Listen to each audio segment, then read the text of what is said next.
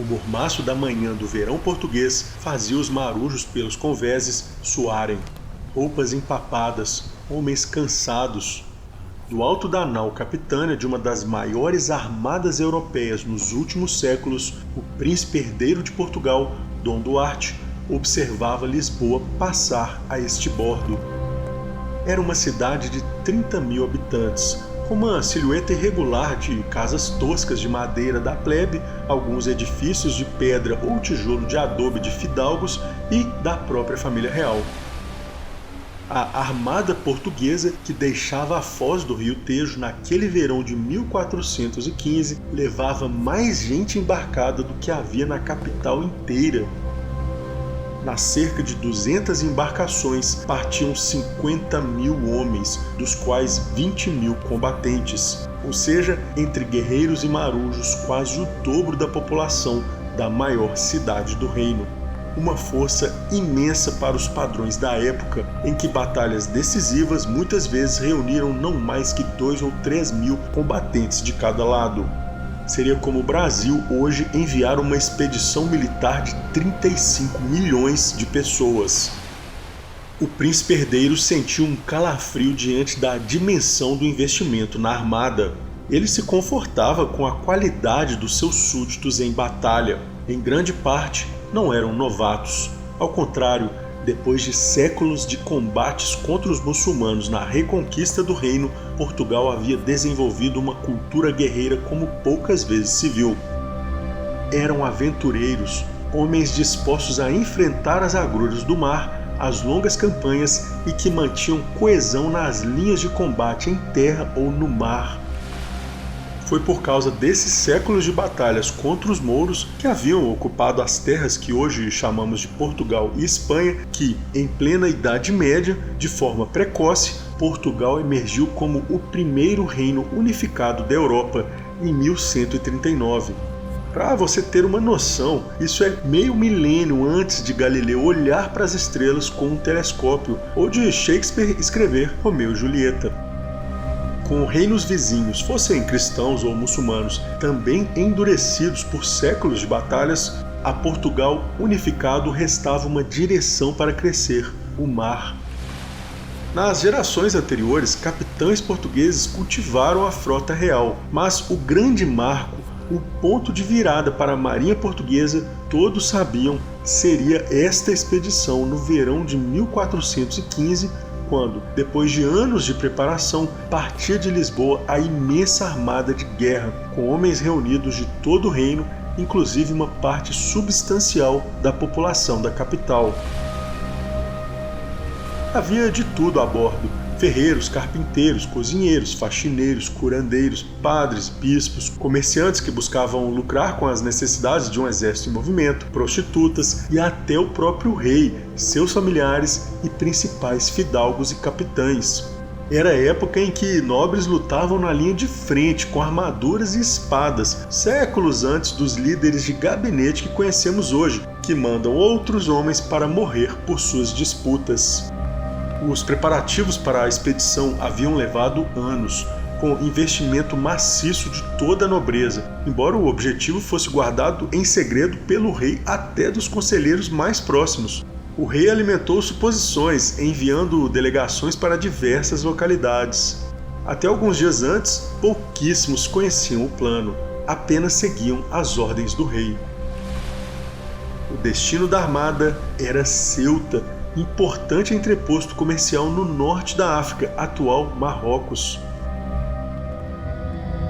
Ceuta fora tomada do Império Romano pelos visigodos no ano 709, ou seja, 7 séculos antes, e passou para o Califado de Córdoba no século X. Então a gente ainda está no contexto da longa reconquista ibérica. Apesar dos esforços para o ataque surpresa, Ceuta era uma cidade portuária que já vira batalhas, era murada, com guarnição permanente. Quando a armada portuguesa invadiu o porto, deu de cara com uma multitude de guerreiros dispostos a defendê-la. Fontes portuguesas falam em 100 mil defensores, um provável exagero, mas mostra o espanto dos invasores diante da resolução marroquina. Mais tarde, saberíamos que o governador da cidade, Salah ibn Salah, mandou que o maior número possível de pessoas subisse às muralhas e que acendessem velas e fogueiras para dar impressão de haver muitos defensores. Com a chegada de uma ventania, a armada portuguesa precisou manobrar para uma praia próxima, e foi ali, na manhã seguinte, que o rei decidiu iniciar o ataque. No entanto, os capitães marroquinos, atentos, deslocaram batalhões para disputar o desembarque na praia. Dom Duarte, vendo a organização dos batalhões marroquinos, sabia que era uma perspectiva desanimadora remar barcos pequenos até lá sob barragem de flechas. Mas, diante da necessidade do feito, ele próprio decidiu liderar a iniciativa. Mandou que aprontassem 300 dos seus guerreiros de confiança e que se posicionassem em barcos pequenos. Com tudo pronto, deu ordem para os servos remadores começarem a avançar pela água. Os corneteiros distribuídos pela armada fizeram a sua parte e os barcos pequenos foram adiante. Logo, flechas atiradas da praia começaram a vir. Dom Duarte e seus guerreiros mantinham os escudos altos, protegendo suas cabeças. Escudavam não só a si próprios, como também os remadores. Mas os marroquinos eram astuciosos, atiravam alto e de forma frontal ao mesmo tempo, de modo que flechas penetravam a proteção. Dom Duarte tinha a visão limitada pelo elmo fechado, uma abertura fina para sua vista. Mas ele ouvia homens grunhirem, feridos. Observou alguns barcos no seu entorno perdendo velocidade, provavelmente com a morte de remadores. Passou pela sua cabeça a ideia de recuar, mas seria vergonhoso demais, além de desastre para o seu pai, o rei. Ouviu a própria voz gritando para avançarem. Por São Jorge, pelo rei! Seus homens faziam coro. Quando ele achou estarem perto o suficiente, deu ordem para saltarem na água. Ele foi um dos primeiros a pôr pés no chão. Ouviu os urros em comemoração dos seus compatriotas nas naus, assistindo a tudo de longe. Dom Duarte ordenou que seus guerreiros formassem uma linha ao longo da praia. As armaduras eram uma certa proteção para as flechas, mas os homens com escudo foram à frente. E assim, ainda que em minoria na praia, começaram a marchar de forma ordenada contra os marroquinos. Atrás de si, certamente seu pai, o rei, já teria dado ordem para outros batalhões desembarcarem. Só precisavam suportar mais um pouco. Dom Duarte e seus homens alcançaram os marroquinos e começaram a cortá-los. Logo percebeu que não eram inimigos de qualidade, talvez camponeses obrigados a lutar. Morriam às dúzias antes de matar sequer um português. Dom Duarte continuou dando ordem para avançar. Acabaria com estes inimigos diante de sua cidade, cheia de curiosos no alto da muralha vendo tudo. Não demorou e os marroquinos, ainda que em maioria, começaram a recuar de forma desordenada em direção a Ceuta. Pelo fio que era visto através do elmo, Dom Duarte percebeu ao longe que os portões da cidade foram abertos, de certo para a entrada destes inimigos em apuros. E, talvez por a passagem ter sido aberta, os marroquinos começaram a correr para lá de forma totalmente desordenada. Foi quando Dom Duarte percebeu que este seria um dia português. Ele deu ordem para perseguir. O batalhão de 300 portugueses avançou contra uma cidade defendida por dezenas de milhares de guerreiros. Um ato de bravura difícil de compreender para pessoas do nosso tempo. Mas assim agiam homens que por séculos haviam lutado por suas terras. Dom Duarte e seus homens lutaram contra as investidas marroquinas, mantendo a passagem aberta até a chegada do rei em pessoa com o restante do exército português. Após a invasão da cidade, os marroquinos ainda resistiram pelas ruas, mas a ordem logo se desfez e a situação se tornou calamitosa para eles. Os marroquinos não tardaram a abandonar a cidade e seus conterrâneos à misericórdia lusitana. foi uma conquista gloriosa para Portugal, com poucas baixas. Um episódio que mostra bem como um reino relativamente pequeno conseguiu vitórias muito além do que se esperaria, tomando territórios pelo mundo, às vezes enfrentando inimigos no papel substancialmente mais fortes, fossem batalhas navais contra os poderosos turcos, fosse contra reis indianos ou africanos em larga maioria. Na cidade portuária de Ceuta foi apanhado um imenso espólio, uma riqueza que fluiria para Lisboa. Feito isso, muitos nobres portugueses sugeriram queimar a cidade para evitar problemas futuros para as rotas portuguesas. Mas o rei tinha algo bem diferente em mente. Aquela batalha na qual ele investiu por anos não era uma simples guerra de pilhagem. Ele mandou que a mesquita de Ceuta fosse consagrada, transformada em igreja, e lá foi realizada a primeira missa. Nomeou um bispo e um governador e deixou uma guarnição de 3.000 homens para proteger o que seria um entreposto comercial e base de operações portuguesas na região. Ceuta foi a primeira possessão lusitana do que viria a ser um império de proporção global. Entre as muitas regiões que seriam dominadas, sem dúvida a que administraram com maior eficiência, para benefício deles, claro, foi esta terra que hoje chamamos de Brasil. Mas o que tanto queria Portugal? Como foram essas navegações, inclusive a que trouxe eles para o lado de cá do mundo? Com acesso a tantas riquezas pelo globo, o que viram de interessante aqui? E como foram os primeiros contatos neste reencontro das duas bandas da jornada humana? É o tema deste episódio. Este é o Tormentas e Redemoinhos, o canal dos eventos épicos da nossa história, contados de um jeito vibrante. Prepare-se para ser entretido. Esta é uma história com traições, alianças, grandes batalhas e um desfecho que você não vai acreditar. Quando terminar, você vai enxergar a sua história com outros olhos. Eu sou Victor Vável, autor de literatura, roteirista, diretor audiovisual e pesquisador. Receba as minhas boas-vindas. Pessoal, no final do episódio passado, eu disse que já ia contar como foi o embate aqui no Brasil dos indígenas contra a invasão portuguesa e como isso se desenrolou. Enquanto eu preparava esse episódio, eu percebi que, sem explicar melhor quem eram os portugueses e de que mundo eles partiam, não ia fazer tanto sentido, a parte portuguesa acabaria caindo no lugar comum. Então eu resolvi fazer este episódio aqui para falar desse ingrediente importantíssimo da nossa história, um povo que cometeu tantos crimes, mas também deixou uma parte importante do que temos de bom. Vamos falar dos portugueses. A tomada de Ceuta, que eu narrei no começo do episódio, foi um ponto de virada, a primeira possessão portuguesa no mundo. Depois disso, Portugal foi se sentindo cada vez mais à vontade para mandar navios pela costa africana.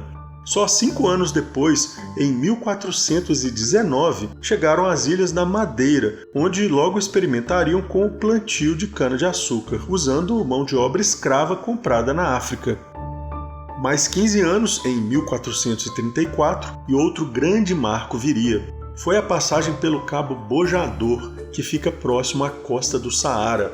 Até então, esse trecho era considerado intransponível. A manobra para passar pelo cabo se tornaria um clássico da navegação portuguesa e, no fim das contas, foi o que abriu o caminho para a chegada deles ao Brasil. Como assim? Veja, eram embarcações à vela, claro. Então, você precisa de uma combinação de vento e corrente marítima para ir aonde quer. Manejando o timão e as posições das velas, é possível navegar até bem perpendicular ao vento, ou seja, com o vento batendo de lado. Dá para ir com menos velocidade até num ângulo um pouco contra o vento. E assim, fazendo um zigue-zague, é possível até avançar contra o vento, indo e voltando pela água, pegando um pouco contra o vento aqui, um pouco contra o vento ali. Dá trabalho, mas vai. Assim, os navegadores aos poucos foram aprendendo os lugares com correntes e ventos mais favoráveis, dentro de um período no ano para ir e voltar sem grandes complicações. Esse é, essencialmente, o conhecimento cumulativo dos marinheiros. Agora, dependendo da combinação de correntes e ventos e de lugares em que essas duas coisas variam muito ou que são propensos a calmarias, alguns pontos logo ganham fama de intransponíveis. Quer dizer, muitos tentaram e sempre acabava mal. O Cabo Bojador, na costa ocidental do Saara, de frente para a América, é um desses lugares bem complicados, além do qual portugueses não ousavam ir. É claro, com a mentalidade medieval, as pessoas não pensavam só em ventos e correntes, corriam histórias nas tavernas sobre povos grandes como palácios, serpentes marinhas mais grossas que carroças e sereias que seduziam pilotos até lançar as naus nas pedras. Era uma barreira técnica, assim como psicológica, de grande proporção, às vezes difícil para nós que vivemos num mundo globalizado compreendermos. Era o limite do mundo português, o limite da mentalidade portuguesa. Por isso, a rota para passar pelo Bojador só poderia ser descoberta num ato de coragem. E foi em 1434, quando Gil Eanes, capitão de uma frota portuguesa, diante do desafio do Bojador, tomou uma decisão ousada, própria da intuição de homens acostumados com o mar. Ao invés de manter a navegação próxima ao continente africano, onde em tese você está mais seguro, ele rumou para oeste, para longe da terra firme, e seguiu até achar águas menos turbulentas e ventos favoráveis para o sul. Um tanto adiante, voltou para a África e chegou depois do Bojador. Ele deu a volta. Essa passagem teve um efeito psicológico enorme. Foi um marco que muda a história do mundo. A partir daí, os portugueses foram ficando mais à vontade na água, passaram a instalar feitorias ao longo da costa da África. Essas feitorias eram uma mistura de castelo com armazém. Serviam para guardar mercadorias locais para os navios que passavam e os navios, por sua vez, deixavam mercadorias portuguesas repondo o estoque. Como eu já expliquei na conquista de Ceuta, a feitoria frequentemente era tomada com violência, mas também houve casos de reis locais que aceitaram de bom grado a presença portuguesa, não só pelo comércio lucrativo, fosse de produtos locais ou seres humanos escravizados, mas para, quem sabe, contar com o apoio dos guerreiros portugueses lotados ali contra seus inimigos internos. Não foram raras as ocasiões em que guerreiros portugueses influíram a favor deste ou daquele candidato a rei mundo afora, claro, sempre protegendo os interesses comerciais de Lisboa. Assim, o Império Português era comercial, militar e político. Por sinal, a noção de que os portugueses não interferiam nos locais onde faziam comércio, como a gente ouve por aí, como se eles só comprassem o que era vendido, um mero cliente, é absurda. É como imaginar que os Estados Unidos hoje não fazem política externa. Aliás, 18 anos depois de passarem pelo Bojador, em 1452, temos um acontecimento sombrio que antecipa muito dos problemas futuros que iriam afetar o mundo, incluindo o Brasil. Foi nesse ano que o rei Dom Afonso V de Portugal solicitou autorização do Papa para guerrear contra os infiéis na África. Isso era algo que eles já vinham fazendo, claro, mas talvez por dúvida sincera ou para silenciar eventuais críticos, o monarca quis a aprovação da Igreja, que na época influía bastante nos corações e mentes dos europeus, muito mais do que hoje em dia. O Papa Nicolau V não se fez de rogado. Ele não ficou em apenas conceder permissão para Portugal levar guerra aos africanos. Ele escreveu uma bula que daria base jurídico-ideológica para o que viria a ser, talvez, o maior crime da história da humanidade.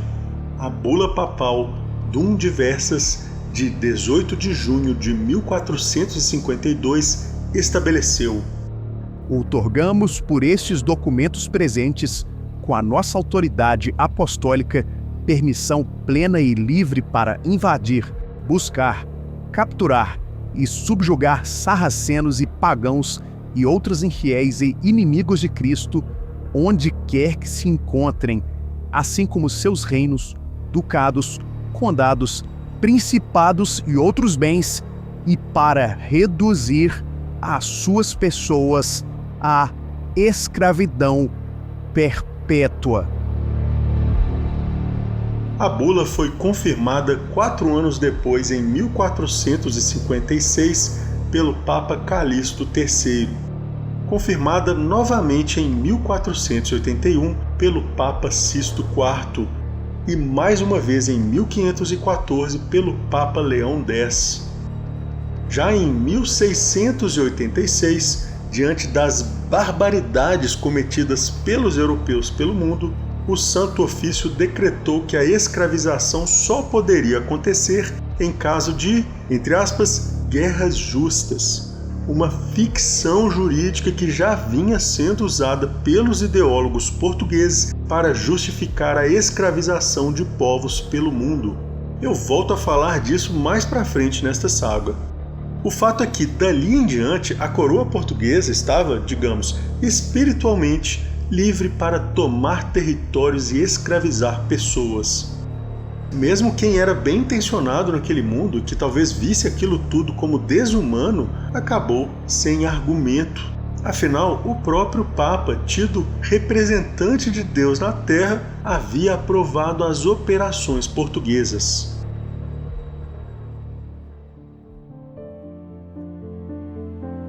E a bula veio a calhar para os fidalgos, pois no ano seguinte, em 1453, só para situar, isso é 19 anos depois da passagem pelo Bojador e já com algumas possessões pela costa africana, um evento sísmico no outro lado do mundo mudaria mais uma vez o curso da história. Naquele ano de 1453, caiu a capital do Império Romano, chamado hoje Império Romano do Oriente. Constantinopla foi tomada por forças turcas que rebatizaram a cidade ancestral com o nome atual Istambul. Num movimento inverso ao da Reconquista Ibérica, em que cristãos tomavam territórios dos seguidores de Alá, os muçulmanos dominaram o que restava do Império Romano. A catedral Hagia Sófia foi consagrada mesquita e, por sinal, aquela arquitetura romana se tornou a referência para as mesquitas desde então e, de certa forma, para a arquitetura do mundo muçulmano como um todo. A queda de Constantinopla é o marco escolhido pelos historiadores como o fim da Idade Média. E, de fato, poucos acontecimentos na história têm repercussões tão amplas como esse. Para a nossa história aqui, vale destacar que o local da cidade, desde tempos imemoriais até hoje, é um ponto de encontro entre continentes, um nó por onde fluíam produtos africanos, árabes, europeus e asiáticos, nexo inclusive da Rota da Seda. Mas, tomada pelos turcos muçulmanos, a conexão com a banda europeia cristã foi em grande parte interrompida. Produtos que chegavam da China e da Índia há milhares de anos sumiram dos mercados europeus. Temperos, tecidos, itens de artesanato, objetos de luxo, alguns próprios de príncipes e reis. Os italianos de Veneza, então uma cidade-estado, que tinham um bairro comercial em Constantinopla há bastante tempo, ainda conseguiam levar esses produtos para a Europa, mas em volume pequeno e a preços exorbitantes. Isso fez com que a concorrência, os comerciantes de outra cidade-estado italiana, Gênova, procurasse alternativas para comprar produtos asiáticos. E foi nesse cenário que os navegadores portugueses, com décadas de experiência, e os riquíssimos investidores genoveses tiveram uma ideia ousada que, se desse certo, faria todos eles seriamente ricos. Era encontrar uma nova rota para a Índia, pelo mar, para tornar a passagem por Istambul irrelevante. A coroa portuguesa, entusiasmada, colocou seus nobres e capitães para trabalhar. E, assim, os portugueses avançaram cada vez mais ao sul para tentar ultrapassar a África.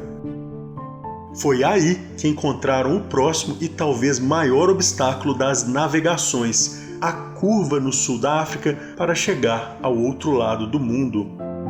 Só para você entender, a divisão entre dois oceanos não é meramente arbitrária. Há correntes com diferença de salinidade, composição, muitas vezes até dá para ver a olho nu. São massas de água que não se misturam facilmente. É um pouco como o encontro do Rio Negro, que é negro, e os Solimões, que é marrom, que seguem por alguns quilômetros lado a lado sem se misturar até formarem o Amazonas. Na internet tem fotos e vídeos bem legais desse fenômeno. Qualquer pessoa da região sabe que, se você estiver num barco bem no meio das duas correntezas e pescar de um lado, é um tipo de peixe, do outro é outro tipo de peixe. Por quilômetros são de fato dois rios indo lado a lado. Com os oceanos é parecido. As correntes que partem de um lugar ou do outro do planeta chegam bem diferentes e se chocam. A posição desses encontros não é exata, claro, está tudo sempre em movimento, o que torna algumas águas bem turbulentas e imprevisíveis. Perto da costa isso pode ser ainda pior, porque rios de água doce também se lançam ao mar. A passagem pelo sul da África, uma região de encontro de oceanos, não sem razão, era chamada pelos portugueses de Cabo das Tormentas. Imagina o BO. Mas tinha que passar ali para chegar na Índia. Com o objetivo de ultrapassar o Cabo das Tormentas, partiu de Lisboa no verão de 1487 uma frota comandada por Bartolomeu Dias. Bartolomeu Dias reuniu o máximo de informações sobre o Cabo das Tormentas e, claro, ele conhecia a manobra feita pela primeira vez no Bojador 54 anos antes, ou seja, afastar-se da costa para evitar a região complicada. Foi com essa intuição que ele, ao invés de tentar passar próximo ao continente africano, lançou-se para longe da terra firme até achar águas favoráveis. Então, navegou para o sul, depois para leste, depois para norte, deu a volta na África até aportar na sua costa leste, do outro lado, onde encontrou povos vestidos de peles de animais, portando lanças de ponta de madeira e de ossos, que não teriam se surpreendido mais com as naus portuguesas do que os indígenas americanos. Apesar do grande feito, Bartolomeu Dias, àquela altura, já enfrentava uma tripulação inquieta, cansada e talvez à beira de um motim. Por isso, dali, tendo descoberto a rota, decidiu retornar a Portugal. Foi então que, em 1497, partiria de Lisboa a histórica frota de Vasco da Gama. E é aqui que cruza nessa história de uma vez por todas o lado de cá do mundo. Debaixo do sol escaldante do Oceano Atlântico, Vasco da Gama descansava no camarote da sua nau Capitânia. Seguindo indicações e estimativas de outros capitães, inclusive Bartolomeu Dias, Vasco da Gama tentava uma manobra inédita que ficaria conhecida como a Volta do Mar e que revolucionaria de uma vez por todas as navegações. Ora, ele sabia que precisava se afastar da África para passar pelo Bojador e depois para dar a volta no Cabo das Tormentas. Então, ele parece ter intuído que havia uma corrente no meio do oceano que levaria para o sul de fora a fora. Assim, tomou uma decisão ousada, fazer a volta longa, passando, hoje sabemos, mais ou menos a meio caminho entre América e África. Isso era muito perigoso. Eles estavam bem longe de qualquer terra firme, em águas desconhecidas. E, embora até ali, singrando o Atlântico rumo ao sul, ele navegasse com vento em popa, literalmente, o vento na popa, ou seja, na traseira da frota, Vasco da Gama se mantinha atento aos sinais da natureza, tenso no trajeto pelo mar sem fim. Algumas vezes por dia ele ouvia a ladainha dos padres a bordo, que cuidavam para que os homens rezassem e jejuassem, pedindo a ajuda de Deus. Vasco da Gama ouviu uma batida na porta. Era um dos seus ajudantes de ordens, que diz que era melhor ele ir ver o que havia lá fora. Vasco da Gama, segurando a respiração e evitando mostrar qualquer temor, encaminhou-se ao convés. E foi nesse momento que ele viu algo que geraria nele um entendimento que mudaria tudo. Em seu diário, ele anotou: achamos muitas aves semelhantes a garçons e, quando veio a noite, voaram muito rijas, parecendo irem para a terra. Os portugueses eram acostumados a seguir aves em busca de terra firme. Para um navegador experiente como Vasco da Gama, aquele foi um sinal claríssimo de que havia terras a oeste no rumo do hoje chamado Brasil. Se havia uma ilha, um continente ou se chegaria à Ásia, era bem difícil saber, porque não se tinha certeza do diâmetro do planeta. Mas nenhum marinheiro duvidaria que achariam terra. É bom lembrar, 5 anos antes, Cristóvão Colombo, um genovês a serviço da coroa espanhola, havia chegado à América, embora ele próprio achasse ter chegado à Ásia. Colombo achou que os nativos daqui eram, na verdade, japoneses, convicção que defendeu até a morte. Como eu disse, era uma dúvida razoável. Agora, junta a isso o famoso tratado assinado na pequena cidade espanhola de Tordesilhas, com a bênção da Igreja Católica, que dividiu o mundo entre Portugal e Espanha, que é de 1494, ou seja, antes mesmo da viagem de Colombo e de Vasco da Gama.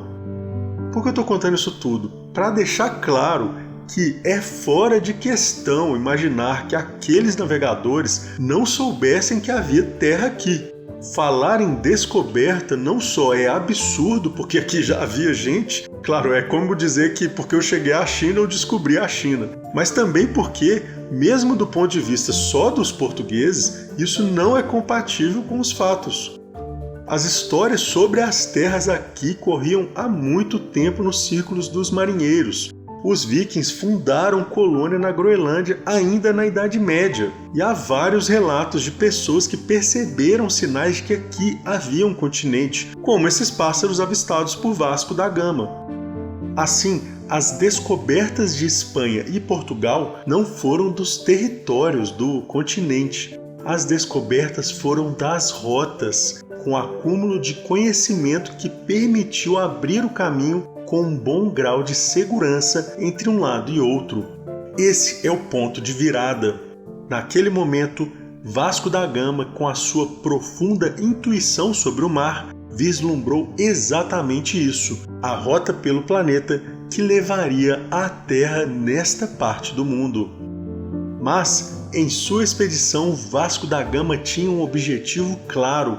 Ele havia sido contratado para encontrar uma rota para as Índias, seguindo os objetivos estratégicos da coroa. Por isso, seguiu singrando o Atlântico para o sul, virou para leste em baixas latitudes e mais uma vez os portugueses passaram pelo Cabo das Tormentas, rebatizado agora Cabo da Boa Esperança. A viagem de Vasco da Gama à Índia foi gloriosa. Um dos pontos altos desse período fantástico das navegações é o resultado de uma empreitada que atravessou gerações numa nação pequena mas ousada que foi Portugal. Os riscos enfrentados são encapsulados num dito popular da época: se queres aprender a orar, faça-te ao mar. Imagine o medo, não só das correntezas, mas dos monstros. Não só dos inimigos pelo mundo, mas da fome a bordo. Porém, o ponto alto de toda essa história, ainda que as pessoas da época não soubessem, ainda estava por vir. 8 meses depois do retorno glorioso de Vasco da Gama a Portugal, um outro capitão ambicioso trabalhava para convencer a coroa a realizar uma viagem sem precedentes, a maior e mais poderosa armada já enviada por Portugal na era das navegações, com destino à Índia. Uma viagem que não só faria comércio, mas tentaria instalar um entreposto comercial, aquele castelo com armazém, em Calicut, na Índia, como Portugal estava acostumado a fazer. Os lucros seriam exorbitantes. E, como um simples bônus, um algo a mais, cuja importância ninguém na época saberia medir, aquele capitão ainda tentaria alcançar as terras a oeste de que tanto se falava, terras essas que, pelo Tratado de Tordesilhas, seriam exploradas por Portugal. O nome desse português ambicioso era Pedro Álvares Cabral. Antes de partir, Cabral recebeu de Vasco da Gama um manuscrito de valor imensurável. Imagine a patente da tecnologia mais avançada hoje em dia, sei lá, de um remédio contra o câncer. Nele estava a descrição da manobra da volta do mar. Além de explicar a rota até a Índia, Vasco da Gama certamente também contou em que ponto, se fosse feita uma volta mais longe da África, seria possível chegar a esta terra do lado de cá do mundo, uma terra que hoje chamamos de Brasil. Com padres a bordo obrigando os marujos a jejuarem e a rezarem para a ajuda divina, Pedro Álvares Cabral alcançou a nossa costa próximo da Baía de Todos os Santos, na Bahia. Dali, singrou o nosso litoral por 10 dias rumo ao sul, aproveitando os ventos favoráveis nesta parte do mundo. Foi escrita a famosa Carta de Pero Vaz de Caminha ao rei. E aqui vale um adendo, um assunto importante aos amantes da história verdadeira do nosso país. Veja, segundo o que aprendemos, a Carta de Caminha foi escrita por alguém encantado por essa terra. Caminha descreve cenas de indígenas nus, inocentes. Ele fala de marujos tocando gaita e dançando na praia, de uma missa da qual participaram curiosos, os indígenas. Ele descreve enfeites magníficos, as matas, até conta a vantagem do escambo com os indígenas, pegando itens locais e dando em troca, palavras dele, qualquer coisa que a gente lhes queria dar. Uma visão que se confundia com a ideia cristã de paraíso, uma visão que, até hoje, em certa medida, ainda concorre pelo nosso imaginário, a de termos sido, antes da chegada dos portugueses, um paraíso intocado. Uma visão não menos errada do que outras que associaram e ainda associam esta terra ao purgatório. A Carta de Caminha, assim aprendemos, fala em encontros amistosos, com curiosidade até respeito mútuo. Parece uma mensagem de esperança enviada através dos séculos. Assim aprendemos. Mas, e aqui vem um grande mas, a Carta de Caminha não passa de uma peça usada para propaganda, parte da mentira contada a nós, brasileiros. Como assim? A carta existiu, claro, e Caminha parece mesmo ter aproveitado alguns momentos. Mas não nos deixemos enganar pelas passagens que normalmente são destacadas por aí, de um autor competente. Trechos de caráter mais prático mostram a real intenção ali. Veja, Caminha conta que alguns nativos subiram a nau Capitânia e foram recebidos por Cabral, que tinha no pescoço um pesado colar de ouro. Sobre esse momento ele escreveu: Um dos indígenas fitou o colar de Cabral e começou a fazer acenos com a mão em direção à terra e depois para o colar, como se quisesse dizer-nos que havia ouro na terra. E também olhou para um castiçal de prata e assim mesmo acenava para a terra e novamente para o castiçal, como se lá também houvesse prata. É claro que havia ouro e prata no Brasil, mas não naquela região. E, de toda forma, não é verossímil imaginar um indígena apontando para um colar e um castiçal como se quisesse mostrar onde havia mais daquilo. Ouro e prata tinham valor para os europeus, não tinham valor para os indígenas brasileiros. Não é à toa que, em vários lugares por aqui, o ouro só foi explorado depois da colonização, achando pepitas por aí misturadas às pedras.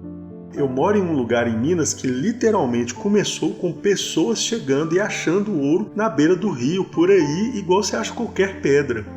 A cena descrita por Caminha talvez não seja inventada, mas já mostra, no mínimo, como os portugueses, querendo achar metais, ficavam de olho nesse tipo de sinal e até se enganaram diante de gestos sem tradução. Na carta, Caminha também descreve a prática que iria facilitar bastante as próximas expedições portuguesas no Brasil. Era o abandono de portugueses na costa para aprender a língua e os costumes locais, um destino reservado a quem causava problema a bordo. O capitão mandou com os nativos para lá ficar um mancebo degredado de nome Afonso Ribeiro, para lá andar com os indígenas e saber de seu viver e maneiras. Aquela ideia de que os indígenas nus eram inocentes, como se tudo fosse de boa, não se sustenta também diante da clara malícia do olhar português. Sem nem tentar esconder, assim Caminha escreveu. Ali andavam 3 ou 4 moças bem novinhas e gentis, suas vergonhas tão altas e tão cerradinhas e tão limpas das cabeleiras. Embora nós olhássemos bastante, não se envergonhavam. Caminha, nesse mesmo tema da inocência, também deixa claro qual povo entre indígenas e portugueses estaria em posição superior de ensinar. Parece-me gente de tal inocência que, se nós entendêssemos a sua fala e eles a nossa, seriam logo cristãos, visto que não têm nem entendem crença alguma. Adiante na carta, ele reitera esse ponto. O melhor fruto que da terra se pode tirar, parece-me que será salvar esta gente. Nos próximos episódios vou contar direitinho como foi esse projeto de salvar os indígenas. Olha, isso é o puro suco do eurocentrismo, que já causava devastação pelo mundo naqueles tempos e ainda iria causar muito mais nos próximos séculos. Na América, isso significou uma mortandade sem precedentes na história humana, maior que qualquer praga, maior que qualquer guerra, maior que qualquer invasão já realizada em qualquer lugar. E tem mais. No final da carta, Caminha resume a situação ao rei. Até agora não podemos saber se há ouro ou prata. Contudo, a terra em si é de muito bons ares frescos e temperados. Águas são muitas. Em tal maneira é graciosa que, querendo aproveitar ela, tudo dá. Lembrando que aproveitar a terra, do ponto de vista dos portugueses, era cana-de-açúcar com mão de obra escravizada, como eles já experimentavam em outros lugares. É uma carta que mostra as intenções portuguesas desde o início. Uma empreitada política, comercial, militar e religiosa.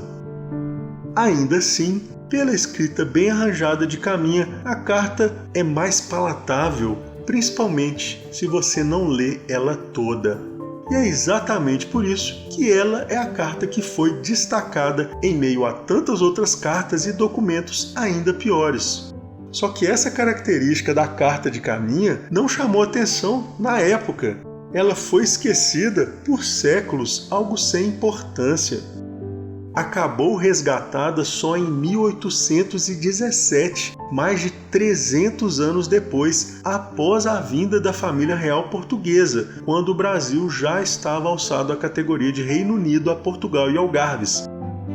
Nesse contexto da vinda da realeza para cá, houve um esforço das elites luso-brasileiras para contar a nossa história como se tivesse sido algo ameno. Foi aí que a mentira que aprendemos por aí começou a ser criada. Foram fabricadas essas noções absurdas de chegada, de descoberta, de encontro amistoso, ao invés de invasão e tomada do território.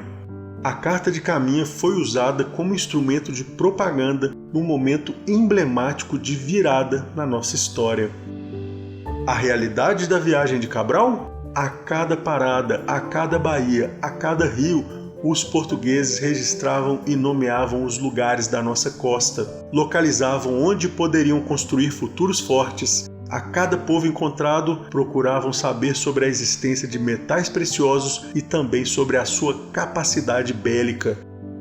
Feito isso, a frota de Pedro Álvares Cabral seguiu para a Índia para cumprir a missão principal da expedição, que era o comércio lucrativo com aquela parte do mundo e a criação de um entreposto comercial em Calicut. Era aí que estavam as intenções dos portugueses, o lucro. A Era das Navegações, com todos os eventos cinematográficos, sua engenhosidade humana inegável, é sobre lucro. Uma outra carta, essa sim ficou bem famosa já naqueles tempos, foi escrita por um Américo Vespúcio em 1502 para Lourenço Médici. Nela, Américo fez um apanhado do que tinha visto no novo continente, ele próprio fez uma expedição ao atual Canadá e do que aprendeu também com outros navegadores. Nessa carta, Américo afirma categoricamente que isso aqui não era a Ásia, mas um continente inédito. Esse documento acabou publicado e, com exceção da Bíblia, virou o primeiro best-seller da humanidade, traduzido para várias línguas. Foi com imenso espanto que os europeus ouviam a notícia de um novo continente. O título da carta, Mundos Novos, Novo Mundo, virou a alcunha do lado de cá do planeta. Por oposição, a Europa virou o Velho Mundo. Mas o nome do autor da carta foi que acabou batizando este continente, América. Sobre esses eventos, Adam Smith, no século XVIII, escreveria: a descoberta da América e de uma passagem para as Índias Orientais pelo Cabo da Boa Esperança são os dois maiores e mais importantes eventos da história da humanidade. Suas consequências já têm sido muito grandes, entretanto, é impossível que já tenhamos podido enxergar todo o alcance dessas consequências. Do prefácio de A Viagem do Descobrimento, livro do Eduardo Bueno, que, aliás, fica a dica para quem quer se aprofundar no tema, Jorge Caldeira resume a importância das navegações. O resultado foi uma mudança completa na estrutura do próprio conhecimento. Quando tudo começou, a astrologia não estava separada da astronomia, a química da alquimia, a medicina do ocultismo, a geografia do mito. E, de fato, as navegações que começaram na Idade Média ajudam a estabelecer a modernidade e nela pegam carona. Elas conectaram as Américas e o resto do mundo, uma cisão que durava mais de 10.000 anos. Eu fecho este episódio com aquele que, na minha visão, é o maior poeta de todos os tempos na nossa língua, talvez de qualquer língua, o português Fernando Pessoa. Um lembrete singelo que isso aqui não é sobre rancor contra os portugueses ou contra quem quer que seja, mas um encontro com nós mesmos. Assim escreveu o poeta: ó mar salgado, quanto do teu sal são lágrimas de Portugal. Por ti cruzarmos, quantas mães choraram, quantos filhos em vão rezaram, quantas noivas ficaram por casar, para que fosses nosso, ó mar. Valeu a pena? Tudo vale a pena, se a alma não é pequena. Quem quer passar além do bojador, tem que passar além da dor. Deus ao mar o perigo e o abismo deu, mas nele é que espelhou o céu.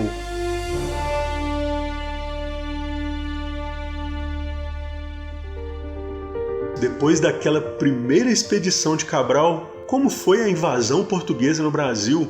E a reação dos nativos? Como foram as batalhas entre essas duas culturas guerreiras? É o tema do próximo episódio. Já pode esperar, a coisa vai continuar esquentando. Eu peço a sua ajuda. Criar isto aqui é uma jornada incrível que eu faço com muito carinho, mas também dá muito trabalho e só faz sentido se mais pessoas embarcarem. Então, compartilhe, comente, mande para os amigos. Leva instantes. Esta é só a primeira das muitas sagas que eu pretendo fazer e tenho certeza de que você vai gostar do que vem por aí. Vamos juntos resgatar a nossa história. Fica também o convite para conhecer os meus livros de literatura, Guerra dos Mil Povos e Novo Mundo em Chamas. Este foi o Tormentas e Redemoinhos, escrito, narrado e editado por mim, Victor Vável. Até a próxima!